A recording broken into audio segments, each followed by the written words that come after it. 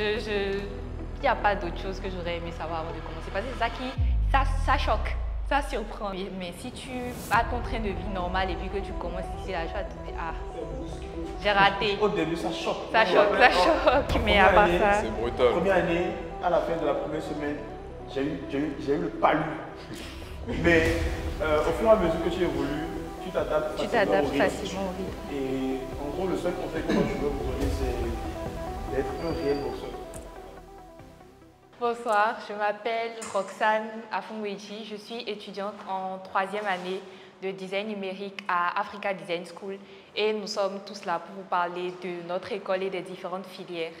Alors, Africa Design School, c'est la première école de design en Afrique de l'Ouest qui a été initiée par City et l'école de design de Nantes-Atlantique. Donc, notre école comporte 4 formations qu'on va respectivement vous présenter.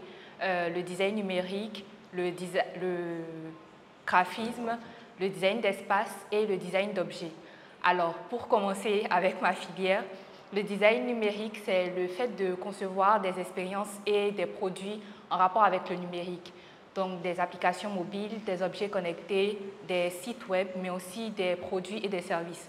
En gros, nous sommes les architectes du monde digital et on pense à ce que les gens vivent, ressentent quand ils utilisent un service, une application ou tout ce qui a rapport avec le numérique.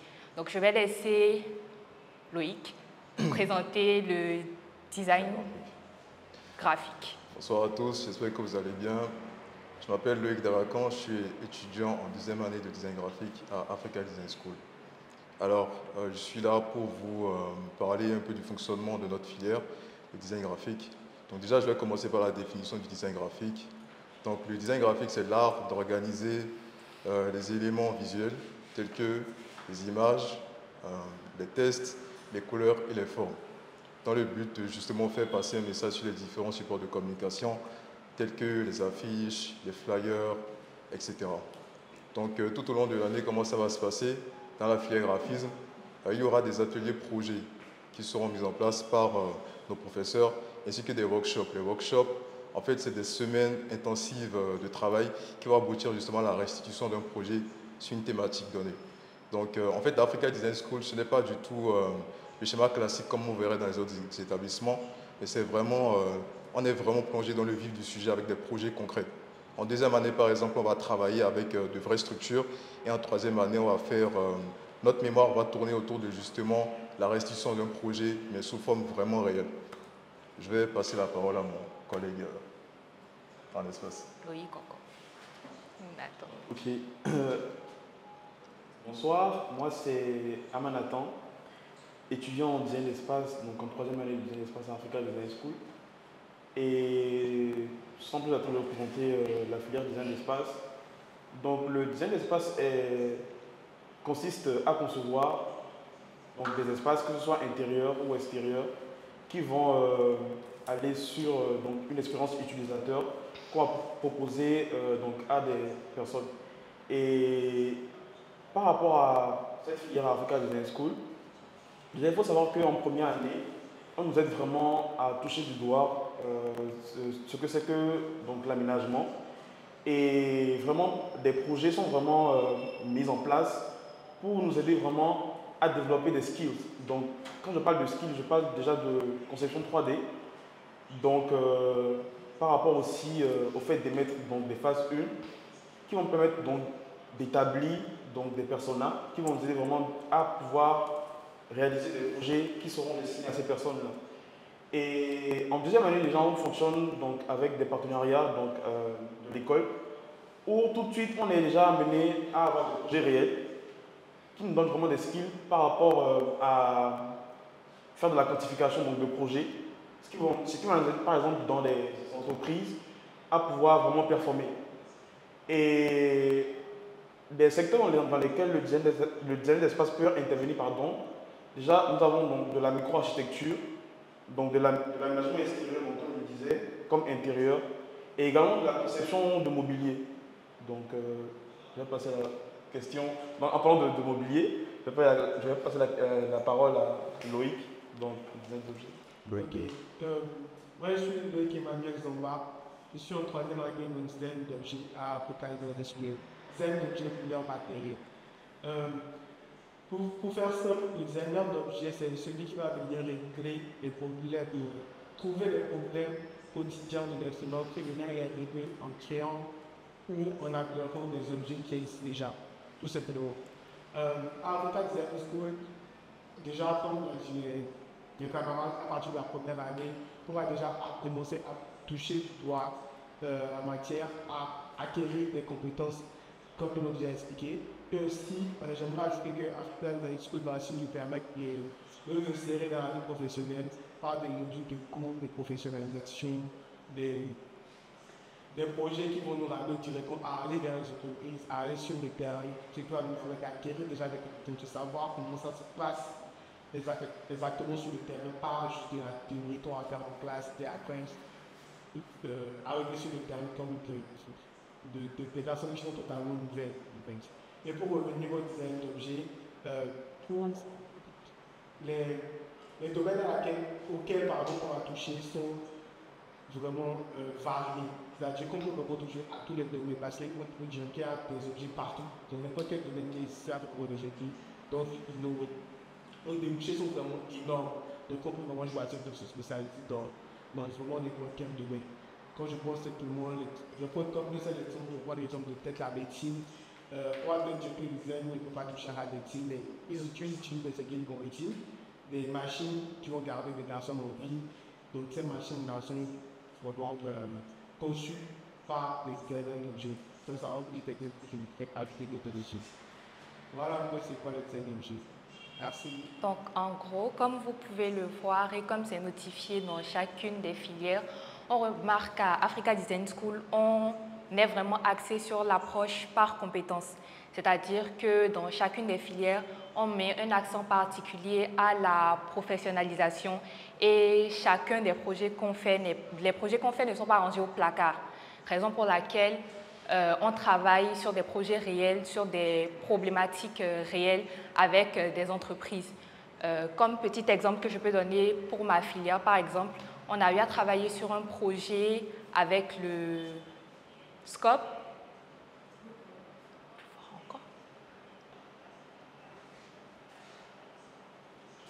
On a eu à travailler sur un projet avec le SCOP, c'est City Open Park, où il fallait, par exemple, penser à la gestion du flux à l'entrée, parce qu'ils reçoivent des milliers de personnes par semaine et il fallait penser à une solution pour pouvoir gérer efficacement le flux. Donc, en tant que designer numérique, on a pensé à créer une borne interactive qui pourrait simplifier la gestion du flux et laisser des données et pouvoir gérer le problème de traçabilité que le SCOP rencontrait à ce moment-là. Donc, c'est un projet qui a été développé et implémenté par le SCOP et qui est utilisé là réellement, par exemple. Je vais laisser mes camarades donner des exemples de projets concrets sur lesquels ils ont pu travailler, par exemple, et qui sont peut-être en cours d'implémentation ou qui ont déjà été implémentés. Donc, projet concret, première année, c'est plus fictif. Première, ok, Loïc. Ok. Quand le projet concret, là, tout de suite, je vais penser directement à Soja Satom. Je ne sais pas si vous connaissez Soja Satom, c'est l'une des entreprises qui travaille pour le BTP aujourd'hui dans la construction de différentes routes ici au Bénin. Et il y a une norme qui impose à ces différentes entreprises-là de pouvoir recycler les différents déchets qui ressortent de leur chantier. Donc du coup, ils ont cette norme-là qui est imposée à ça.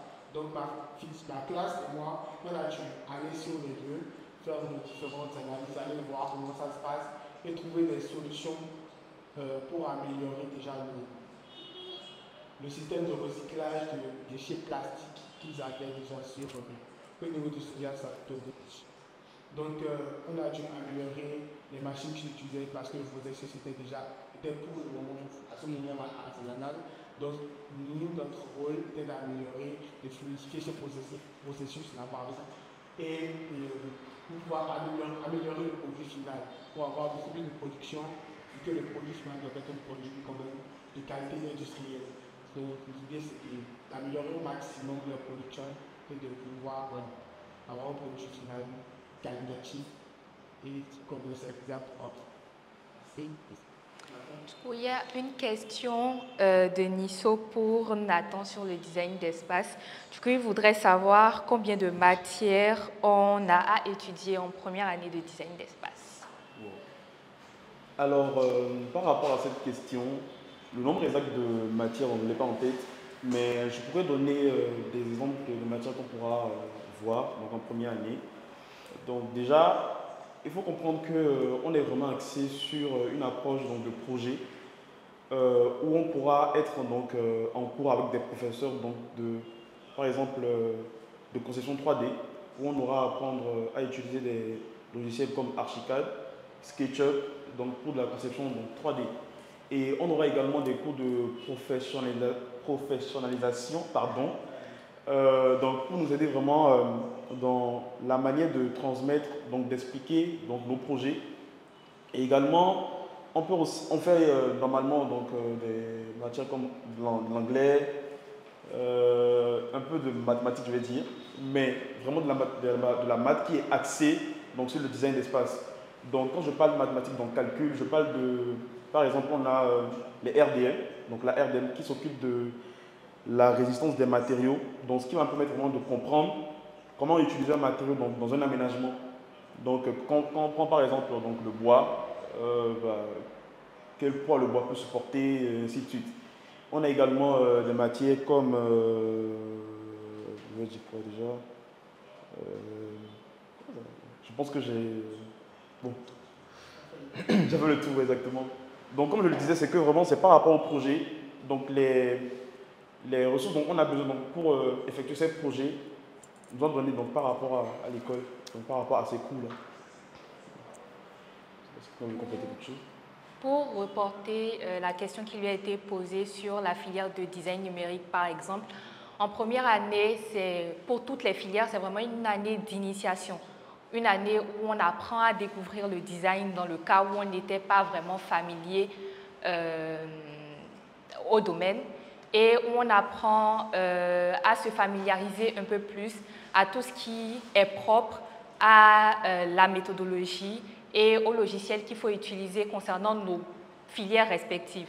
Je pense que pour la plupart, c'est en première année qu'on a eu à comprendre la méthodologie design, à comprendre comment on fait de la recherche et à comprendre comment utiliser les logiciels de base qu'on utilise tout le temps dans nos filières.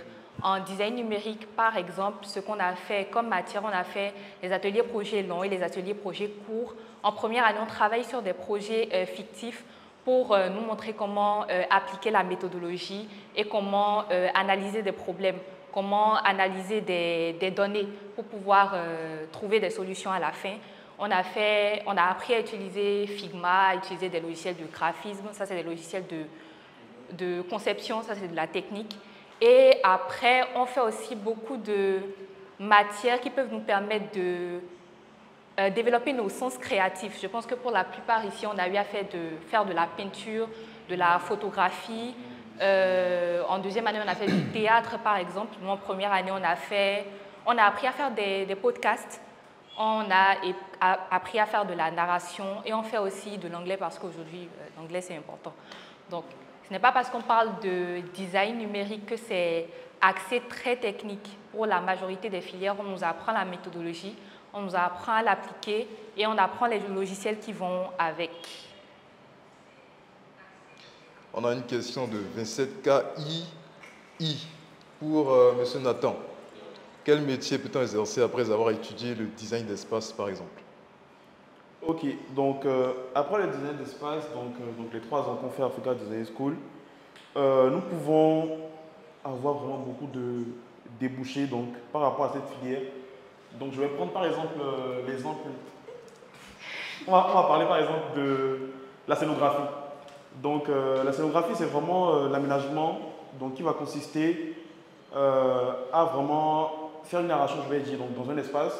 Donc par exemple quand on prend une exposition, là on appelle un scénographe donc, qui a fait peut-être des études dans le design d'espace, qui pourra intervenir sur ce genre de projet. Pardon.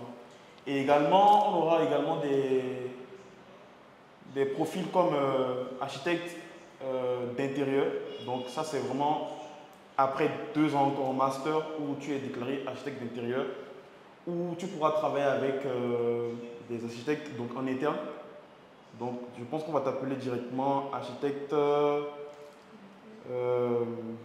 assistant, voilà, assistant architecte. Et également, comme je le disais précédemment, on fait également un peu de l'objet. Donc tout en étant avec les designs d'objets, on pourra donc travailler sur des projets comme ça. Et je pense qu'en design d'espace, on était vu un peu partout. Donc je vais prendre un exemple, mon exemple personnel. Pardon. Avant de venir à Africa Design School, j'ai fait du génie civil, donc à Vereshagin et tout. Et par rapport à ça, j'ai eu des bases qui m'ont vraiment aidé donc par rapport à la conception 3D. Tout ça pour dire que donc, après les 3D, pas forcément besoin d'avoir à aller dans un cabinet d'architecture, mais exactement avant de pouvoir exercer, quoi. Donc déjà avec des projets que tu as donc toi-même et également dans une boîte d'ingénieurs, je vais dire. Donc déjà par rapport à la méthodologie qu'on nous apprend à Africa Design School, tu peux toucher à tout domaine, donc ce qui touche au bâtiment, je vais dire. Est-ce que c'est une question? Et je vais aussi parler un exemple, tu peux travailler aussi avec des urbanistes, donc, où tu seras amené à être un consultant donc, en aménagement donc, du territoire.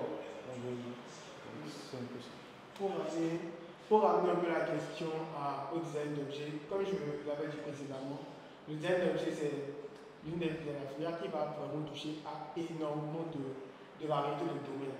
C'est-à-dire qu'un designer d'objets, par exemple, c'est celui qui peut travailler dans la mode, les chaussures que nous portons, les vêtements que nous portons, les bijoux, les designers d'objets peuvent concevoir ces différents objets-là. Dans la technologie, les téléphones que nous utilisons, nos ordinateurs, c'est des designers d'objets qui les conçoivent. J'ai pris l'exemple de la médecine tout à l'heure, pour continuer de la technologie, des appareils photo, les voitures, en fait, sans designer produit, il n'y a pas de voiture, pas de moto. En fait, on sera encore dans le jardin d'Éden, en fait, on n'aura aucun objet qu'on pourra jubiler tout simplement dans une case. Vraiment, tu peux travailler vraiment n'importe quel domaine. Comme le mobilier, tu as parlé de mobilier tout à l'heure. Mobilier, design, mobilier, on va étudier les différents types de matériaux qui existent parce que sans matériaux, tu ne peux pas concevoir. Et c'est en connaissant les matériaux qui sont adaptés à ce que tu peux créer, que tu peux à créer quelque chose de durable, de responsable de la nature aussi. Parce qu'on va aussi penser à ça, penser à la nature, mais dans le futur, ça fait partie de notre méthodologie. Penser aussi à l'utilisation. Quand je parle d'utilisation, je ne vais pas parler du confort de l'utilisateur, de la sécurité de l'utilisateur. Pardon? La sécurité de l'utilisateur, penser à tout ce qui est autour en fait. Parce que quand tu consommes une chaise, on ne voit pas que quand l'utilisateur va s'asseoir sur la chaise, quand il va se lever, c'est pour avoir des douleurs de dos, il n'y a pas des problèmes de santé en fait. Je pense qu'on va vraiment penser à tout ça dans la forme, dans les matériaux, dans la conception. Ok. Il y a quelqu'un qui a demandé pour les débouchés ce qu'il en est du numérique. Alors, en tant que designer numérique, comme débouché, vous pouvez être UX designer. UX designer, c'est vraiment celui qui pense, qui fait tout le travail de réflexion au niveau de l'expérience que vous avez en tant qu'utilisateur quand vous utilisez un produit numérique. Du coup, à la suite de ce métier, comme débouché aussi, on peut avoir l'UX designer. Lui, je peux dire que c'est un peu le styliste du monde numérique. C'est lui qui conçoit tout ce qui représente la forme, tout ce que vous voyez avec les yeux. On peut être aussi designer de services ou de produits. Comme exemple, Gozem par exemple, c'est un service qui peut être pensé et designé de A à Z par un designer numérique, c'est-à-dire de l'identification du problème à l'analyse des données, à la recherche, à la meilleure solution, au développement de l'application et à la manière dont ça se déploie. On peut aussi être game designer, on peut être aussi designer d'objets connectés. Il y a quelqu'un qui a demandé comment on intègre l'école. Alors, pour intégrer l'école, vous venez, vous prenez les renseignements et vous avez un test d'entrée à faire. Du coup, le test d'entrée se fait en 2 étapes. Il y a d'abord un test de créativité et après, vous avez une interview, un entretien avec le responsable pédagogique en fonction de la filière que vous avez choisie. Et après ça, on vous dira si vous êtes pris ou pas. Si vous avez aussi des questions par rapport au type de bac qu'il faut avoir ou au type de diplôme, vous pouvez avoir n'importe quel bac. Moi, par exemple, j'ai fait la D, j'ai fait 1 année de biologie avant de me retrouver en design numérique. Du coup, je pense que ça se joue vraiment sur votre détermination, votre vision du design et de ce que vous voulez faire et pourquoi vous voulez le faire. Du coup, je vais profiter de ça pour casser en même temps un mythe qui est que on a besoin de savoir dessiner avant de faire du design. Non, pas du tout. Je peux profiter et répondre. Exemple, moi je ne savais pas dessiner. Je vais profiter pour répondre à la question qui m'est posée. J'ai fait d'abord de la gestion de projet, entrepreneuriat, gestion de projet pendant plusieurs années avant de venir à Africa Design School. Donc je peux vous dire avec certitude, je ne savais pas dessiner. J'étais venu au lycée, dans le texte, le petit dessin que j'avais fait, si je vous le montre aujourd'hui, même moi aujourd'hui, je n'en suis pas fier.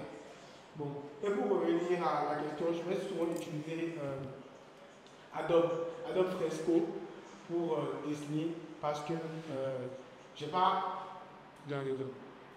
pas non plus mon ordinateur est actif. Donc je peux utiliser Adobe Fresco. Ça me permet de faire des lignes beaucoup plus droites, de dessiner avec beaucoup plus de précision. Et je ne sais pas encore bien dessiner. Donc, à défaut de dessiner sur du papier, en fait, pour avoir des conduits assez forts, je dois dessiner sur ces dessins avec le logiciel-là qui me permet d'avoir une bonne gestion de la précision sur ce que je fais. Donc, ça améliore un peu déjà pour le niveau de dessin. Mais on a des cours de dessin aussi. Beaucoup. On a énormément de cours de dessin. Donc, c'est pas. Même si tu ne les as pas dessinés, moi, c'est ici que j'ai appris à dessiner. Et même aujourd'hui, je ne veux pas dire que je suis déjà fort de dessin parce qu'on me reproche encore énormément de choses. Donc, je ne suis pas encore fort de dessin, mais on peut dire que les logiciels que j'utilise m'aident beaucoup à avoir des produits qui sont qualitatifs au dessin. Mais j'ai encore énormément de choses à apprendre. Et par rapport au rendu, on utilise vraiment des différents logiciels et on a des cours de logiciels. Donc, ces logiciels-là, on les apprend aussi à l'école. On apprend à concevoir avec des logiciels, histoire de, comme disons par exemple, je dois montrer au client déjà ce que je vais lui réaliser. Donc, les compétences que j'ai sur le logiciel vont me permettre de montrer l'objet futur déjà au client. Il sait déjà à quoi ça va ressembler, quel matériel il y aura, afin que ça aura dans toute son esthétique. Donc, c'est des choses-là pour nous de faire voir ce futur-là. Il y a Loïc qui va présenter les débouchés de la filière graphisme. Et après ça, je vais répondre à la question de Bénédicte qui demandait l'évolution. Comment on perçoit l'évolution de ce domaine d'ici 10 ans, surtout avec l'IA et tout. Donc, Loïc va nous présenter les débouchés de sa filière. Ok. Concernant les débouchés de la filière design graphique, on aura la direction artistique qui va consister au pilotage du projet, en fait, d'un projet artistique donné. Donc en gros, le directeur artistique, c'est lui qui va donner les directives. Il aura une équipe sous son aide. Il va donner des directives par rapport aux créations, par rapport à la manière justement dont le projet doit être conduit. On a aussi chef de projet digital. Vous pouvez aussi vous lancer en freelance, c'est-à-dire à la fin de votre formation, vous vous lancez en indépendant. Il y a aussi, ouais, c'est ça, vous pouvez aussi travailler en agence de design. Donc voilà. Ok. Du coup, il y a une question qui vient après, mais ça a une réponse rapide. Comment on décrirait l'accompagnement du staff de l'école, si possible, sur une échelle de 5 à 10? 8,50. parce que personne n'est parfait et qu'on ne peut pas attribuer la perfection à tous. Si je donne 9, vous allez dire que c'est parce que c'est mon école et que je suis surveillée que je donne 9. Donc je vais dire 8,50. On est super bien accompagné à l'école. On a tout le temps des personnes à qui poser des questions. L'ambiance est vraiment chill, même si on nous met la pression. L'ambiance est tellement chill. Il n'y a pas une relation de soumission entre les professeurs et les élèves. C'est vraiment... Très collaboratif. C'est très collaboratif, donc vraiment 8,50.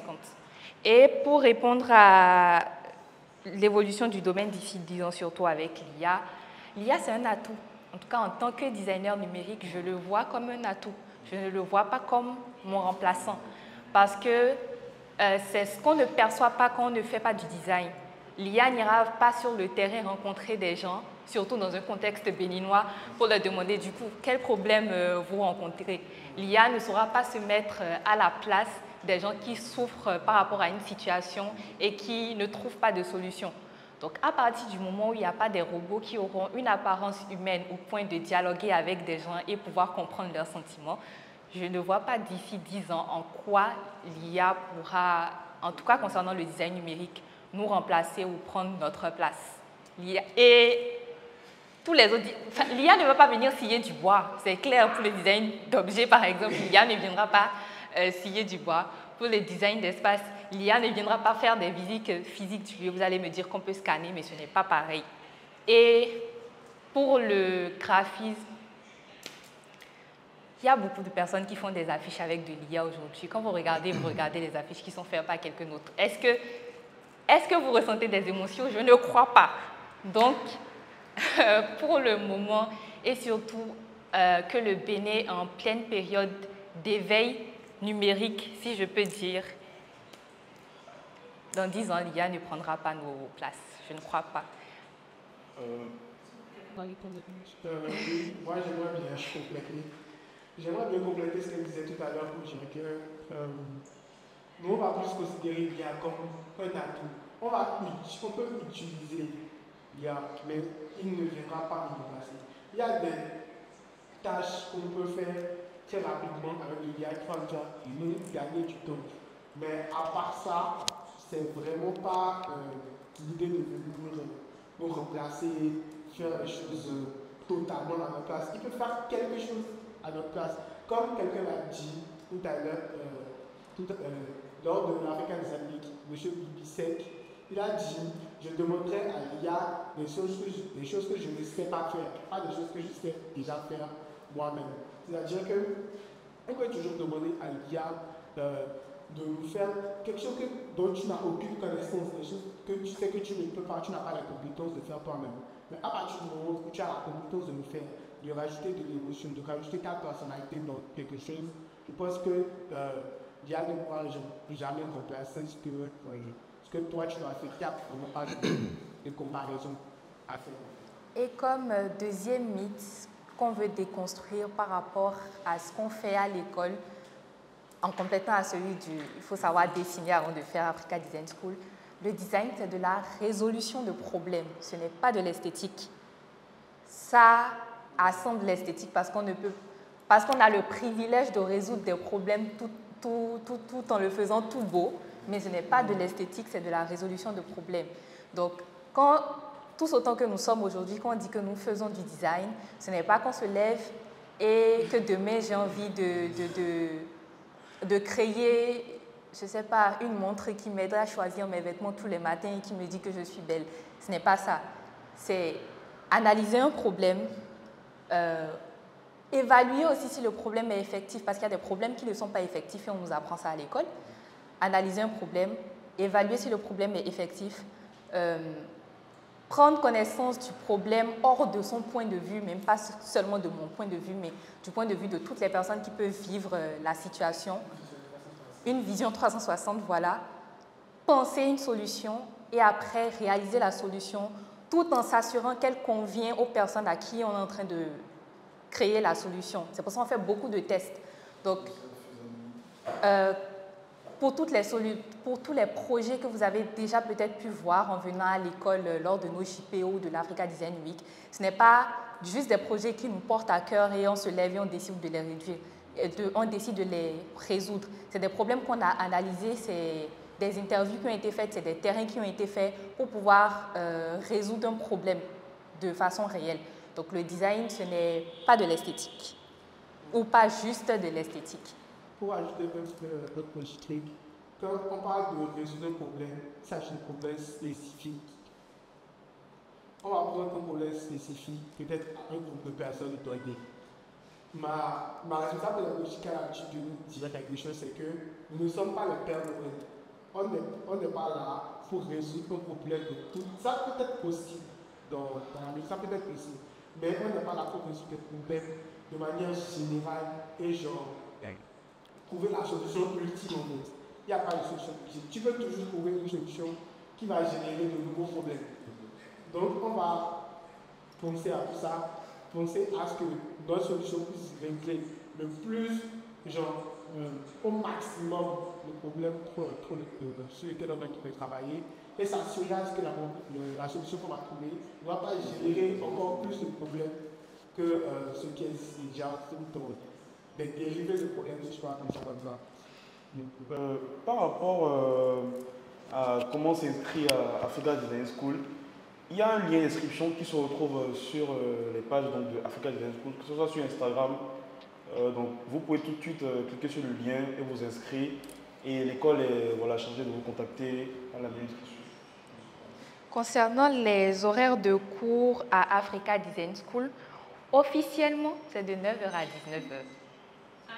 Officiellement, c'est de 9h à 19h qu'on fait cours.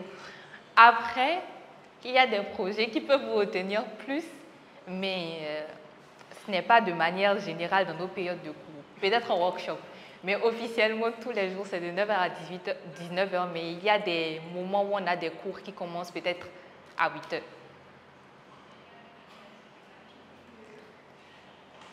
La prochaine rentrée, les rentrées dépendent de la classe, de l'année. Généralement, ce sont les deuxièmes années qui commencent plus tôt. Après, il y a les troisièmes années et souvent, vers la fin du mois de septembre, il y a les premières années qui commencent.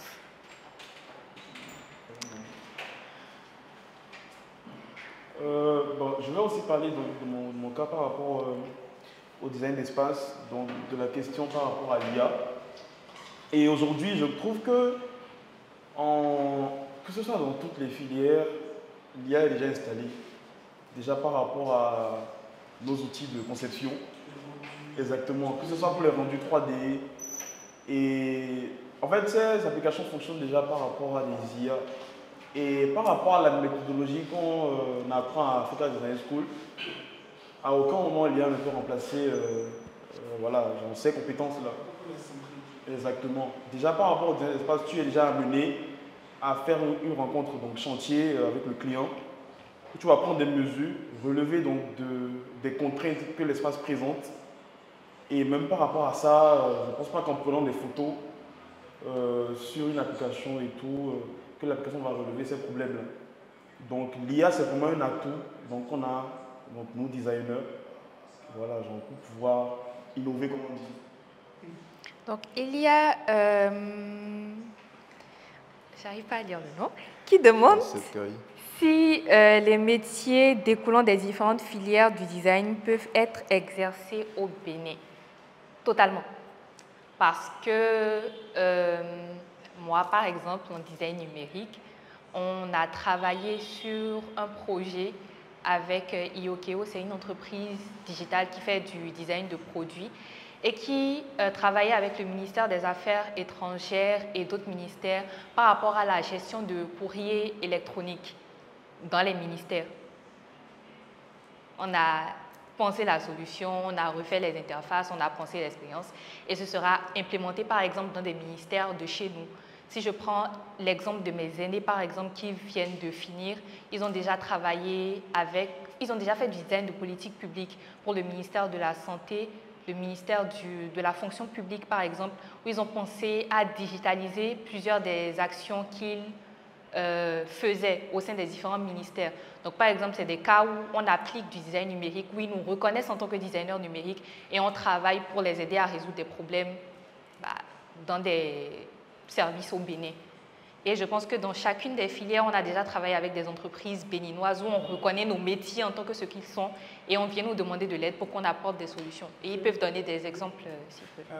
Il y a, je ne sais pas par rapport, en tout cas par rapport aux autres filières, je peux dire que la filière design d'objets, c'est celle qui va le moins être assumée parce que on a, comment dire, la filière a été créée il y a 2 ans à peine et déjà énormément d'entreprises ne reconnaissent pas ce qu'on fait.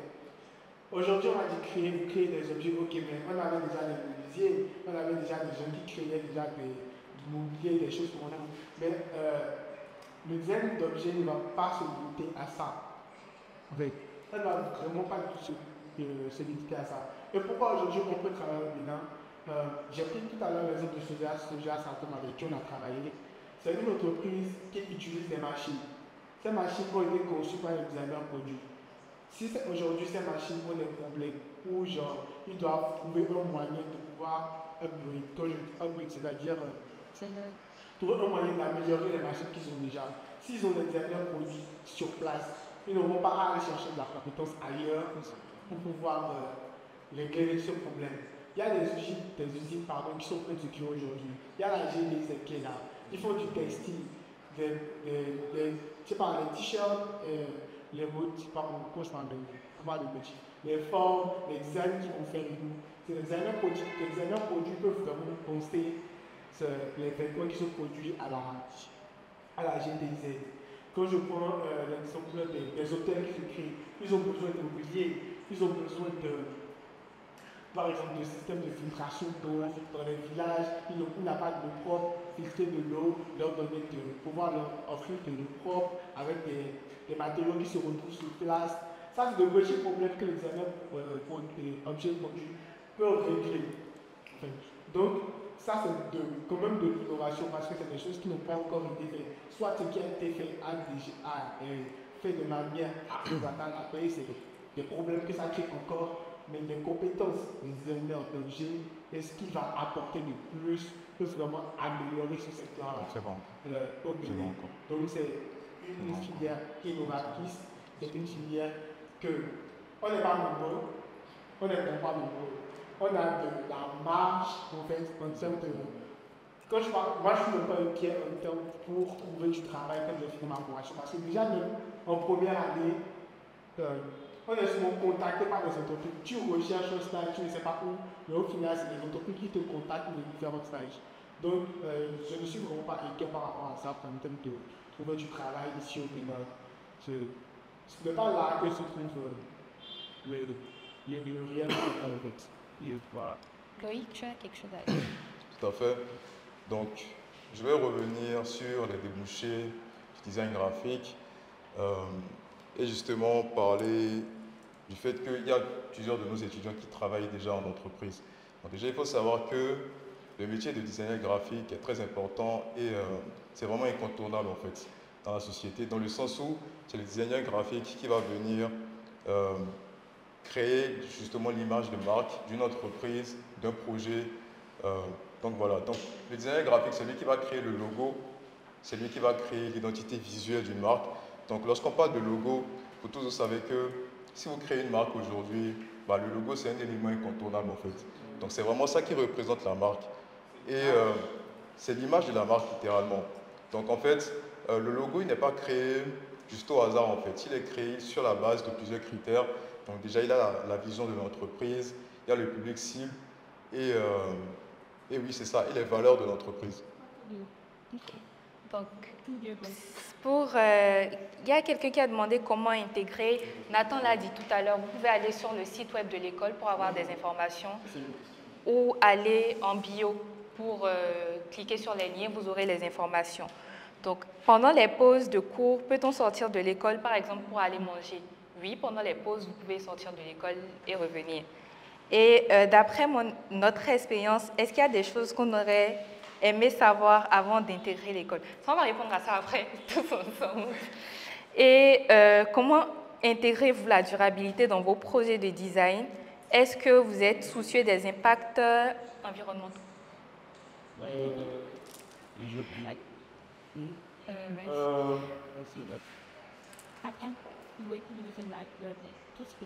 J'avais pas fini. Merci de me redonner la parole. Donc j'étais en train de parler un peu de comment ça fonctionne dans le milieu du design graphique. J'étais justement en train de parler du logo, mais le logo, ça fait partie des nombreux éléments justement de l'identité visuelle d'une marque. Donc lorsqu'on parle d'identité visuelle, il y a le logo, il y a la typographie, il y a énormément d'éléments, je dis techniques, je ne vais pas étayer tout, je ne vais pas étaler tous ces éléments-là, sinon on ne va pas finir. Donc je disais par exemple, ou du moins par rapport au débouché justement du métier de designer graphique, à la liste que j'avais précédemment dite, il y a le métier d'illustrateur. Donc l'illustrateur, c'est lui qui va venir faire justement l'habillage, par exemple, je ne sais pas, d'un document, d'un magazine ou d'un livre. C'est lui qui va venir faire les dessins. Donc pour ça, il faut vraiment avoir des compétences en dessin assez poussées. Et à cela peut s'ajouter aussi le métier de motion designer. Donc si vous ne savez pas c'est quoi le motion c'est l'animation en fait. C'est soit l'animation 2D ou 3D. Donc les petites vidéos, les courts-métrages, les spots publicitaires que vous voyez souvent, que MTN fait ou que tout autre marque fait, de manière illustrative, c'est ça du motion en fait, mais de manière animée, sur une très courte durée. Après, c'est pas non plus un film, donc voilà. Donc c'est un peu ça. Je vais répondre à la question de comment on intègre la durabilité dans nos projets. Quand on prend le cas du design d'espace, durabilité, ça va de pair avec matériaux, donc matériaux de construction. Donc au Bénin, donc en Afrique, je vais dire, on a beaucoup de matériaux qu'on qualifie donc de durables. Donc déjà par rapport à nos cours, on nous apprend vraiment donc, à intégrer cette partie qui est vraiment importante dans nos projets, donc la durabilité. Ce n'est pas de concevoir des bâtiments qui vont être énergivores, qui vont dépenser de l'énergie. Concevoir un bâtiment qui, 7 jours sur 7, on est toujours obligé d'allumer la clim. Par rapport au design d'espace, donc de la méthodologie, nos solutions sont vraiment axées sur durabilité. Donc quand on parle durabilité, on parle matériaux de construction. Oui, voilà. En ce qui concerne le design numérique, depuis la première année, on nous crie que le design, c'est un projet qui va avoir du succès, c'est désirabilité, faisabilité et durabilité. C'est ancré dans ma tête tellement on nous a répété ça. Donc, à chaque fois qu'on propose une solution, on étudie la durée de vie pendant 10 ans et plus. On étudie si les gens vont se lasser de la solution. On étudie si c'est applicable à tous les endroits. Par exemple, je ne vais pas designer une solution en pensant seulement aux personnes de Cotonou. Est-ce que dans le nord, c'est implémentable? Est-ce que dans un village où il n'y a pas le courant, c'est implémentable? Dans le cas, ce n'est pas implémentable, quelle est l'alternative que je propose pour ces personnes-là? Donc, la durabilité, oui, c'est avec notre méthodologie de travail, la méthodologie design, on nous apprend vraiment comment prendre en compte cet aspect-là et l'intégrer dans nos propositions de solutions. Et pour l'impact environnemental, l'école en a pleinement conscience, raison pour laquelle en deuxième année, par exemple, on nous a appris l'éco-conception, c'est-à-dire concevoir en tenant compte de l'impact environnemental, surtout que le numérique maintenant, avec l'ère de l'IA, bientôt on sera l'un des plus grands pollueurs. Donc, dans notre méthodologie de travail, on nous a appris à développer des skills de conception qui permettent de créer des interfaces qui consomment moins. On a fait tout un workshop dessus, par exemple, où on a tous fait des applications dans la classe, qu'on a fait passer dans un détecteur d'impact carbone même, pour évaluer l'impact carbone que chacun des sites qu'on a fait avait sur les différentes plateformes. Donc, aujourd'hui, par exemple, dans la tête de tous mes camarades de classe, chez nous, par exemple, à chaque fois qu'on fait une interface, c'est OK, c'est quoi l'impact carbone de ce que je suis en train de faire? À quel degré ça pollue? Qu'est-ce que je dois changer? Qu'est-ce que je dois savoir optimiser? Qu'est-ce que je dois diminuer pour que ça pollue moins? Et on le fait en plus en maintenant toute la beauté de ce qu'on est en train de concevoir parce qu'on nous apprend à concevoir de manière respectueuse pour l'environnement, mais en le faisant avec de l'esthétique. Par rapport au design d'objets, je peux être pas, nous sommes les plus grands pollueurs. En vrai, parce que Déjà, nous allons produire en masse. On va utiliser beaucoup plus de matériaux. On va étudier beaucoup plus de matériaux. On va produire avec et les objets qu'on aura à produire vont produire des substances qui vont encore plus polluer. Donc, de tout ce qui a déjà été fait, la création de voitures qui utilisent des moteurs, qui rejettent du dioxyde de carbone, le plastique qui pollue chaque jour le monde aujourd'hui, quel est le réel problème. Tout ça est parti des designers produits, designers d'objets. Parce que c'est même eux qui ont découvert tous les matériaux, eux qui ont commencé à produire avec ce matériau, sans pour autant penser que ce matériau pourrait devenir un problème aujourd'hui à notre jour. Donc, nous, notre rôle sera de trouver des alternatives pour pouvoir essayer de quand même réguler ce problème-là au maximum. En termes d'éco-conception, je pense directement à un projet qu'on avait à faire l'année dernière où c'était l'un des projets les plus improbables par notre vrai et qui prouve qu'on n'est pas juste des ingénieurs ne sont pas des génies, c'est juste derrière leurs ordinateurs. On n'est pas des geeks. C'est des personnes qui sont aussi énormément sur le terrain. Ça fait déjà 3 minutes. Oui, ça fait déjà 3 minutes. Par rapport à on est énormément sur le terrain. Ce projet, c'était de trouver de nouveaux matériaux, d'utiliser de petites substances qui étaient déjà à notre disposition et trouver des liens naturels pour pouvoir trouver de nouveaux matériaux.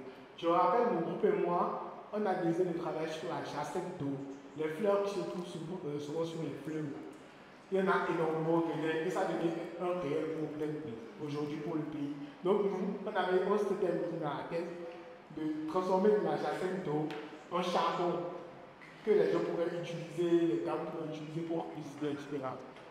Donc, c'était une idée assez folle, mais on s'était lancé dedans, on a étudié la jacinthe d'eau, tout ce que ça contenait de manière chimique, de manière, toutes les substances que ça constitue en tant que plante, et ce que ça pourrait faire, ce que ça pourrait régler, on a tout étudié.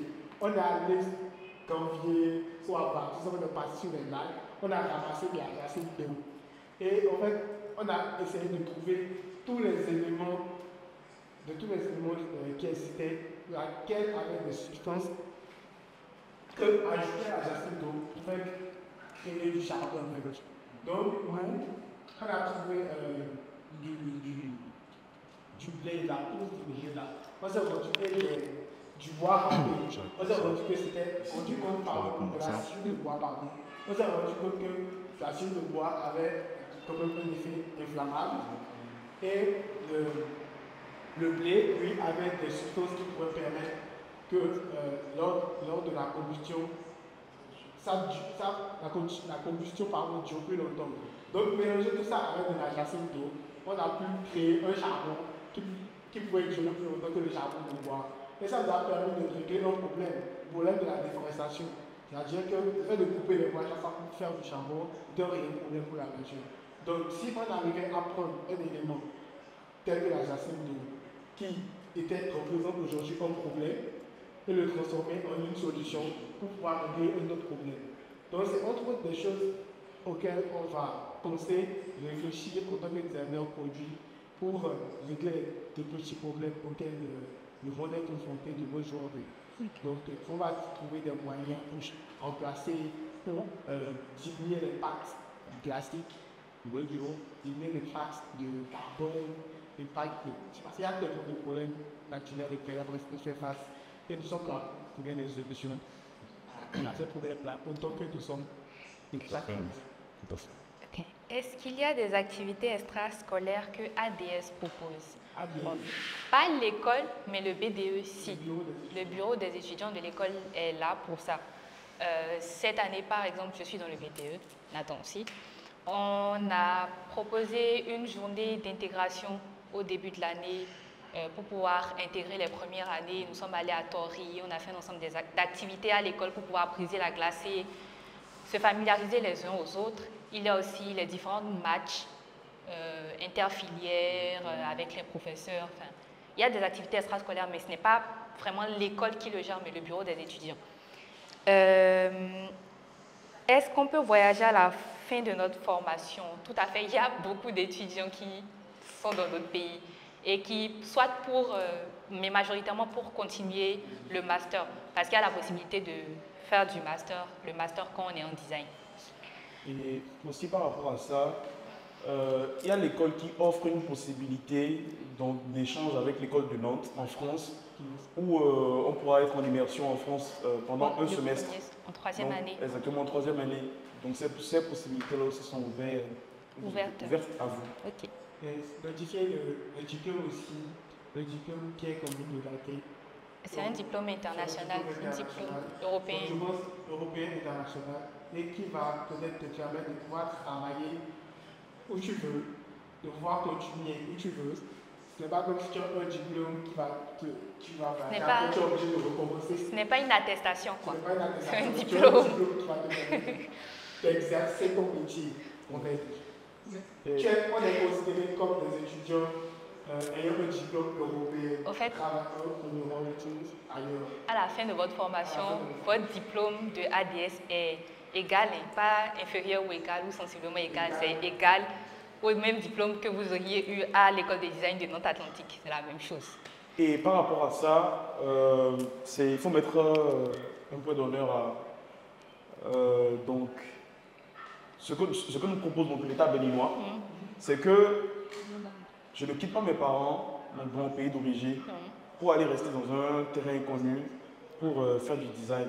Donc, City et l'école de Nantes nous ont permis donc, de rester auprès de nos parents, donc sur notre terrain, je vais dire, donc pour étudier donc, cette discipline à moins coût. Le cadre adéquat. Exactement. Et ce qu'il nous faut, en fait, parce qu'on a vraiment le nécessaire. C'est pas qu'ils ont des machines là-bas, qu'on n'a pas ici. Il y a des choses qu'on a ici. Qui n'ont pas là-bas. Je vous l'assure. Il y a un cadre qu'on a ici. Et qu'ils n'ont pas là-bas, vraiment. Donc, c'est ce qui fait la particularité. Et tout ça, on paye moins que le compte. Vous voyez que c'est bénéfique pour nous. On paye beaucoup moins que, mais on fait les mêmes cours, on a le même diplôme, on a un cadre encore plus d'accueil. En fait, avec l'écosystème de City, ça nous permet de rencontrer des gens, de nous faire un réseau. Et c'est quelque chose de vraiment très important aujourd'hui. Pour avancer aujourd'hui, tu peux avoir toute ta compétence, mais quand tu n'as pas le réseau, ça ne fonctionne pas. Il faut avoir la compétence, avoir encore un réseau. Et ce réseau-là va te permettre de te développer. Et c'est le City, l'écosystème qui permet d'avoir ce réseau-là. Il y a des personnes qu'on rencontre, qu'on n'aurait pas rencontrées si on n'était pas dans le système de City. Donc ça, c'est énormément d'avantages. Et surtout par rapport à ça, en parlant de débouchés, c'est que Africa Design School, par rapport au projet qu'on fait, directement, normalement en tant que designer, donc étudiant, on se doit donc de montrer ce qu'on fait. Donc, que ce soit sur nos propres réseaux, même sur le réseau social de l'école. Et directement, tu te fais remarquer donc, par tes compétences. Et même, des fois, tu n'es pas amené à forcément entrer dans une entreprise pour pouvoir exercer. Directement, tu peux avoir donc, des projets en freelance ou donc, qui vont t'aider à remplir tes fins de mois. En gros, l'environnement te crée de la demande, quoi. On te vend et tu te vends aussi. Exactement. Et c'est bien pour le portefeuille. Et ça rejoint la question par rapport au fait que, pensez-vous que la création de contenu aussi entre dans tout ça, par exemple, de vous donner les réseaux des élèves de cette école. C'est pratique pour tous les créateurs de contenu. Il faut savoir se vendre professionnellement aujourd'hui et je pense qu'on a des cours qui nous apprennent à nous vendre proprement en tant que jeunes professionnels, créatifs et designers sur les réseaux. Nous, par exemple, cette année, on a fait du marketing digital. Et si ce n'est même pas que pour le fait de savoir nous vendre nous-mêmes et de montrer correctement nos projets, on vous apprend aussi à vendre des marques, à créer des marques et comment vendre des marques que vous créez vous-même de manière professionnelle et correcte. Donc oui, la création de contenu entre dans ce qu'on fait. Et il y a une question qui demande qu'est-ce qu'il faut... Les skills, oui, il y a deux questions par rapport aux skills qu'il faut avoir pour devenir designer ou exceller dans le domaine. Les skills. En fait, il faut être... Ok, les skills. Il faut savoir. Bon, déjà, je pense que pour être un bon designer, il faut déjà avoir une fibre créative en fait. Déjà, il faut déjà avoir la fibre créative, avoir l'œil. Il faut vraiment s'intéresser au design, aux créations. Il faut, je vais dire, il faut s'investir aussi. Il faut s'investir beaucoup, comme dans toute filière en fait. C'est juste l'investissement et la volonté. Je pense que c'est vraiment les ingrédients là qu'il vous faut pour pouvoir exceller dans le domaine en fait. Je pense que c'est ça. Après, il y a aussi beaucoup de culture. Vous devez vous cultiver sur tout ce qui est justement la culture artistique de manière générale et pour faire court. Juste ça en fait.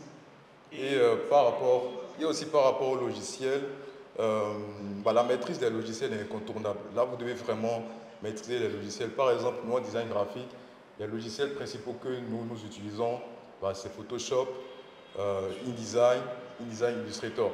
Là, vraiment, la maîtrise de ces outils là est vraiment importante parce que c'est ça le cœur du métier en fait. Vous voyez.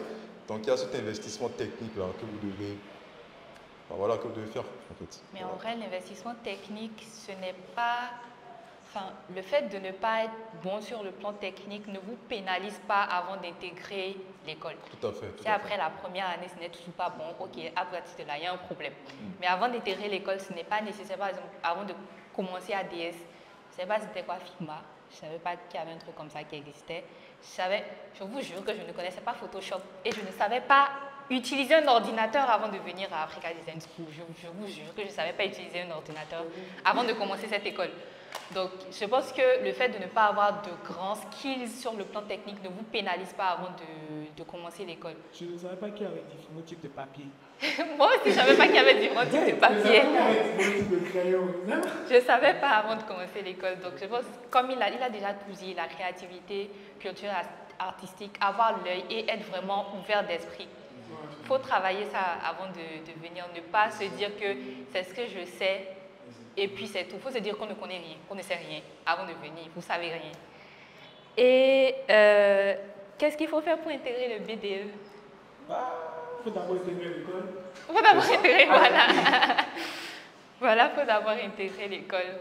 Je crois qu'il y a une question qui dit, une personne, voilà, est-ce qu'on peut intégrer avec un bac série B?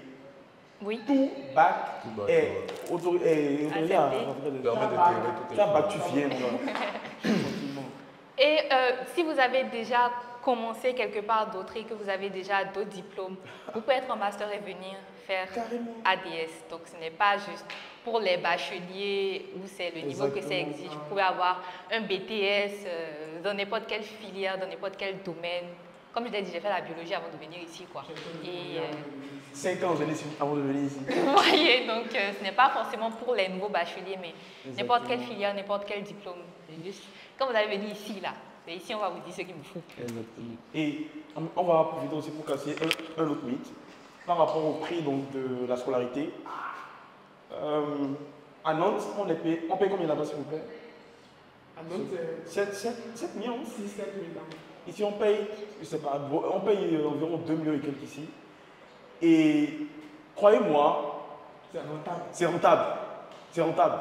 Parce que en 3 ans, si tu as un bon produit, tu te vends bien. Tu rentabilises ta scolarité. Exactement. Tu rentabilises ta scolarité. Même avant de parler de rentabilité de scolarité, faisons les comptes. Tu vas à logement, tu manges, tu te déplaces, intégration. Même pas n'importe quel pays en fait. Tu quittes ton cas, tu quittes le pays, tu quittes tes parents, tu vas ailleurs. Toutes ces dépenses-là, sans encore parler de la scolarité, maintenant la scolarité c'est autour de 6-7 millions. C'est difficile. C'est difficile. Oh, mais même pour avoir la même chose là-bas, le même diplôme, le même cours, un cadre qui est encore mieux, un terrain qui est vierge. Parce que là-bas, les salaires sont compris en Europe, en Amérique. Il y en a plein. Ici, il n'y en a pas. Tu es le seul. Un demi, mais pas non plus en fait, donc vous êtes carrément recherché. Donc et tu fais tout, et tu es chez tes parents, tu es chez toi, tu es avec tes amis, tu manges bien ici. Tu y es propre, tu manges bien toujours bien. Et parlons aussi du cas de l'école. On a le scope à côté qu'on utilise. Vous avez un studio photo pour vos projets. Vous avez l'autorisation d'utiliser une découpe laser, une imprimante 3D, je ne sais pas, au début de l'année, on vous donne des fournitures. Tu ne fais pas tes fournitures toi-même. Et c'est même pas seulement par rapport à des projets de l'école. De l'école. Exactement. Quand tu as des projets personnels, il y a le SCOP qui est là pour t'accompagner. Pour t'accompagner. Donc, franchement, il faut arrêter de penser que la scolarité est le... Franchement, quand vous allez vous asseoir et faire le compte après, c'est vraiment, c'est très rentable. C'est ça. Et même par rapport, donc quand on parle de rentabilité, déjà avec des professeurs, même avec des responsables de l'école, déjà on peut t'amener à travailler sur de réels projets où carrément tu peux gagner de l'argent en fait. Donc c'est vraiment rentable par ça. Et il y a la personne qui insiste sur comment intégrer le BDE. En gros, il faut être sociable. C'est très important. Le premier truc, c'est la base de l'école. Ok, voilà. Donc, tu intègres l'école et voilà, la joie de vivre. Parler avec tous les étudiants, si c'est possible. Être au deuxième année. Voilà, être en deuxième année, oui. Exactement. Et bien travailler. Oui. Tout doit être en vert. Il n'y a pas... En tout cas, ce sont les travailleurs qui intègrent le BDE.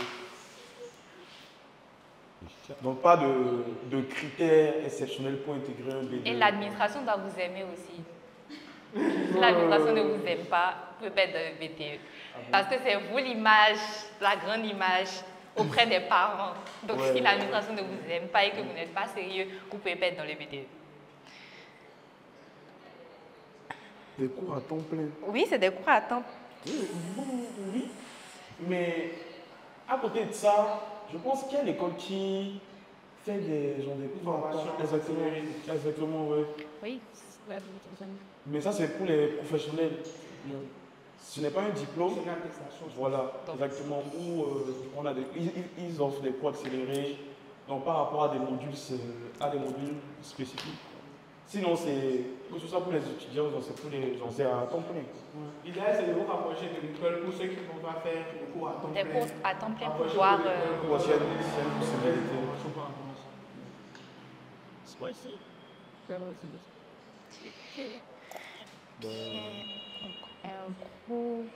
Il y a plus d'autres questions? Il y a une question qui dit, et selon vous, c'est quoi les hard skills qu'il faut avoir pour exceller dans ce domaine? On avait répondu au 2 mélangés ensemble. Okay. Il y avait une question depuis que je disais on allait répondre à la fin, que qu'est-ce qu'on aurait aimé savoir avant d'intégrer l'école. Moi particulièrement, j'aurais aimé savoir que j'allais pleurer, que j'avais pas beaucoup dormi, que j'allais maigrir. Oui, je suis mince comme ça, mais j'ai perdu du poids quoi. C'est difficile que j'allais maigrir. Non, ce que j'aurais aimé savoir avant de commencer l'école, franchement, après avoir fait l'expérience, il n'y a pas d'information ou information que j'aurais, enfin juste à part que c'est énergivore, il n'y a pas d'autre chose que j'aurais aimé savoir avant de commencer, parce que c'est ça choque. Ça surprend, c'est ce truc qui surprend parce que peut-être tu avais ton train de vie. Exactement. Pour quelqu'un, je prends l'exemple, quelqu'un qui t'épithèque et qui vient ici maintenant, il n'est pas trop surpris de la cadence. Mais si tu as ton train de vie normal et puis que tu commences ici, là, tu vas te dire, ah, j'ai raté. Au début, ça choque. Ça choque, mais à part ça. C'est brutal. La première année, à la fin de la première semaine, j'ai eu le palu. Mais au fur et à mesure que tu évolues, tu t'adaptes facilement au rythme. Et en gros, le seul conseil que moi je veux vous donner, c'est d'être un réel boxeur.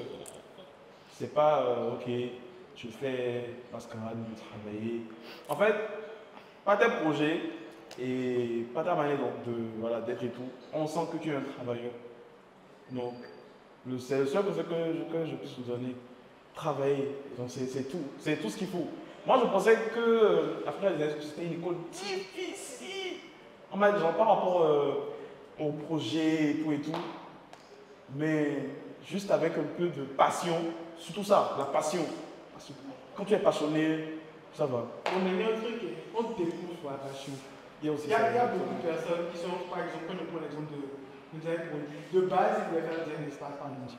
Et parce que c'était rempli, ils ont dit oui, je viens de payer. Mais là, aujourd'hui, le choix est vite fait pour eux. Parce qu'ils ont fait l'expérience, ils se disent aujourd'hui que, en vrai, c'est là où je dois être.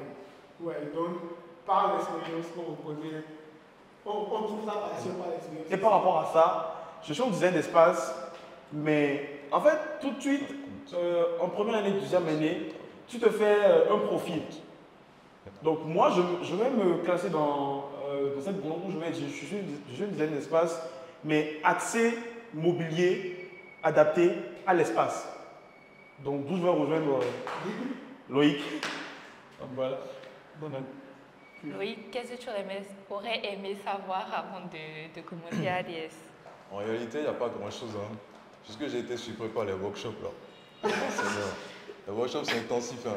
Et là, en deuxième année, on va faire 6 workshops. Déjà, un workshop, c'est galère. Donc là, on en a 6. Franchement, courage à nous. Hein. C'est tout ce que j'ai à dire. Quelqu'un a demandé ce qui est prohibé sur le plan vestimentaire à ADS. Il faut s'habiller de manière respectable. C'est vrai, tout le monde se dit on est designer, il faut laisser sa créativité aller à travers son style vestimentaire. Mais il faut comprendre que nous sommes quand même au Bénin. Exactement. Là, pourquoi cette ouverture d'esprit? Et nous sommes dans un cadre où, à cause de l'école, on rencontre vraiment, quand je dis des personnalités, c'est des personnalités. Donc, il y a eu des présidents qui ont déjà visité cette école. Je pense qu'il y a quelques semaines, par exemple, j'ai eu l'honneur de rencontrer l'ancienne PDG de L'Oréal Paris, par exemple. Je ne savais pas la voir avec un crop top et un jean destroy, quoi. Du coup, en sachant qu'à tout moment, on peut venir vous dire, bon, les étudiants, tel jour, à tel moment, vous allez rencontrer telle personne, je trouve qu'il faut savoir quand même s'habiller en prenant compte du contexte. Nous sommes des jeunes professionnels, donc c'est pas en mode pour venir avec des vestes, chemises, cravates, mais il ne faut quand même pas se faire remarquer négativement quand on a conscience du contexte dans lequel on se trouve. C'est tout. C'est vraiment important parce que notre manière d'être nous vend. On peut croiser n'importe qui dans le couloir. Et par exemple, à tout moment, tu peux avoir la visite du président de la République. Et tout le monde, on sait ici que le président ne blague pas par rapport à son style vestimentaire. Et tu croises le PR dans le couloir, tu es, je sais pas, en jean coupé, tu es, je sais pas. En tout cas, il faut être présentable, c'est tout. Il faut être soigné. Exactement. Il faut être soigné. Il faut être mignon. Pour répondre à la question, si je dois vous dire ce qu'il y a dans le règlement, en tout cas, pas de crocs, pas de chaussures ouvertes derrière, pas de mini-jupe, pas d'habits qui laissent voir au-dessous, pas d'habits qui laissent voir trop de peau. En tout cas, de règlement d'école, c'est ce que j'ai écrit. On faut respecter ça et tout va bien. Assez couvert, quoi.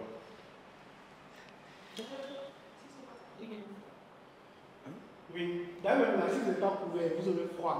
La clim est à 16. Il y a 2 clims à 16 dans la classe. Donc, de toute façon, si vous n'êtes pas couvert, Si tu n'es pas couvert, c'est ça. J'étais tout le temps enrhumée en première année. En première année, je me suis approvisionné en pull. Carrément. On peut porter des tapettes? Non, on ne peut pas porter de tapettes. Bon, il est en vacances. Mais on peut pas porter des tapettes en temps normal. Est-ce que c'est normal? Par exemple, tu es en design d'espace, on ne sait pas quand tu as une sortie donc, pédagogique ou même une visite terrain. Même en étant professionnel, est-ce que tu te vois porter des tapettes pour aller sur un chantier? Non. Exactement. Donc, en fait, compte tenu du contexte, compte tenu de ce que tu veux faire, il faut que ton style vestimentaire accompagne, voilà, ce que tu veux faire. En ce qui concerne le règlement de la scolarité, la scolarité African Design School est payable en plusieurs tranches. Donc il y a un acompte initial et après le paiement est étalé sur 3 autres tranches. Donc voilà, pour ce qui concerne le paiement de la scolarité. Chacun. Je n'avais pas parlé de ça,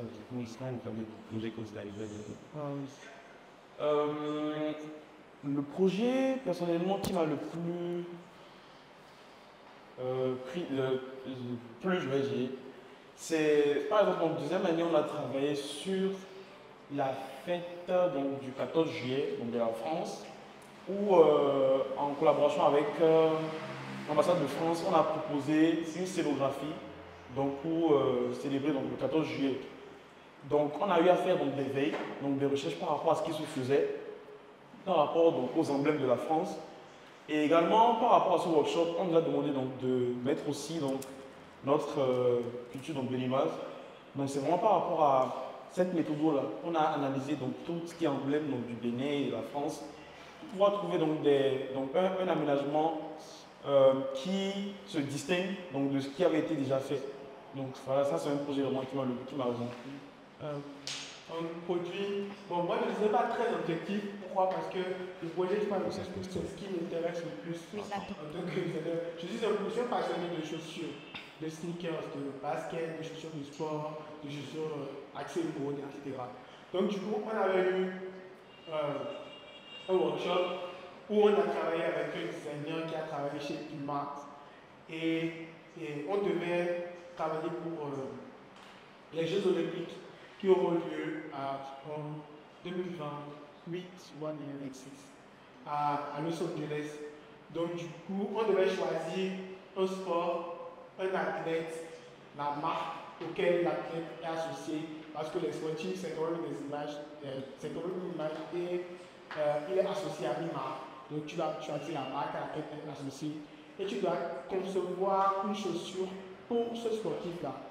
Donc, on doit concevoir une chaussure qui va être adaptée au sport que l'athlète fait, qui doit être adaptée à ce que fait la marque en question, et la chaussure doit aussi être l'image du sportif. Donc, on va pouvoir représenter ce sportif-là, ce qu'il aime, ses couleurs. Et genre, pour faire ça, c'est que quand tu prends juste le côté, le joueur, la personne en lui-même, tu dois connaître sa couleur préférée, qu'est-ce qu'il aime, quelles sont les valeurs qu'il prône.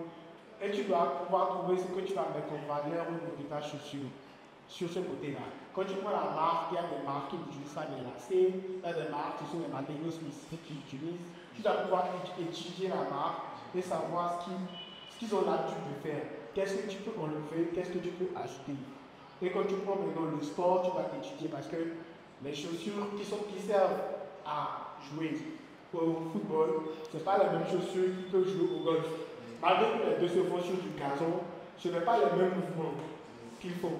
Donc ta chaussure doit être adaptée au mouvement, aux gestes, au terrain sur lequel la chaussure sera utilisée. Et tout. Donc il fallait penser toutes ces caractéristiques-là pour pouvoir concevoir une chaussure pour chaque athlète. Par exemple, il y a une fille qui a choisi les dames, il y a eu Kylian Mbappé, il y a eu baseball, il y a eu cyclisme, il y a non, je n'ai pas personne.